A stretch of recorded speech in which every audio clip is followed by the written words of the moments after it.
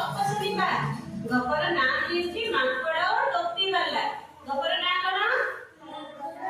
ମାଙ୍କଡ଼ ଓ ଟୋପି ବାଲା। ହେଲା, ଦେଖ ଶୁଣ। ଧୁ ଧୁ ଖରା ବେଳ ଗୋଟିଏ ଟୋପି କାଢି ଟୋକେଇରେ ଟୋପି ରଖି ବିକିବା ପାଇଁ ଯାଉଥିଲା। ଖରାରେ ଚାଲି ଚାଲି ତାକୁ ଭାରି ହାଲିଆ ଲାଗିଲା। ଗୋଟେ ଟୋପି ବାଲା ଖରାରେ ଟୋପି ବିକିବା ପାଇଁ ଯାଉଥିଲା, ତାକୁ ଭାରି ହାଲିଆ ଲାଗିଲା। ହେଲା, ଯାଉ ଯାଉ ବାଟରେ ଗୋଟିଏ ବଡ ବରଗଛ ପଡିଲା।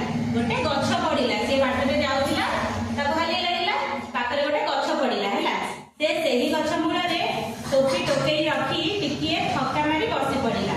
ଗଛ ଛାଇରେ ସୁଲୁସୁଲିଆ ପବନରେ ଟୋପିବାଲାଟି ନିଦରେ ଶୋଇ ପଡିଲା। ସେହି ଗଛ ଉପରେ ବହୁତ ଗୁଡାଏ ମାଙ୍କଡ ବସିଥିଲେ। ଗଛ ଉପରେ କିଏ ବସିଥିଲେ? ମାଙ୍କଡ ଗୁଡାଏ ବସିଥିଲେ। ଟୋପିବାଲା କଣ ଧରି ଆସିଥିଲା? ଟୋପି ଧରି ଆସିଥିଲା।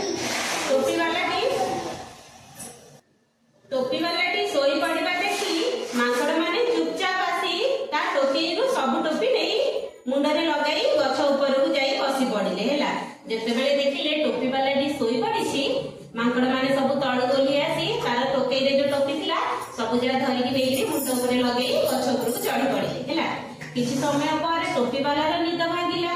ଦେଖିଲା ତା ଟୋକେଇରେ ଗୋଟିଏ ହେଲେ ଟୋପି ନାହିଁ। ଯେତେବେଳେ ଟୋପିବାଲାଟି ଶୋଇଥିଲା, ତାର ଯେତେବେଳେ ନିଦ ଭାଙ୍ଗିଲା, ସେ ଦେଖିଲା ତା ଟୋକେଇରେ କଣ ନାହିଁ?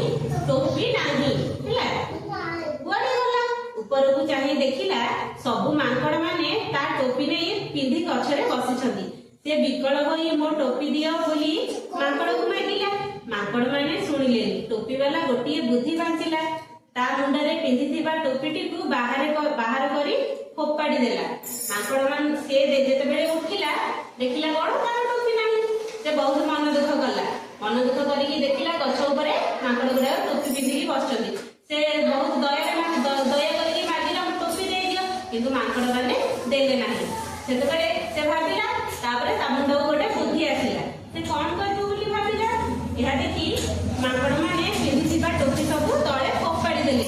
ଯେତେବେଳେ ଏପଟେ ଦେଖ, ଯେତେବେଳେ ଟୋପିବାଲା ଯୋଉ ଟୋପି ପିନ୍ଧିଥିଲା ଫୋପାଡ଼ି ଦେଲା, ତାହା ଦେଖି ମାଙ୍କଡ ମାନେ ସେହି ଟୋପି ଯୋଉ ପିନ୍ଧିଥିଲେ ଟୋପି ଗୁଡାକ ଫିଙ୍ଗି ଦେଲେ।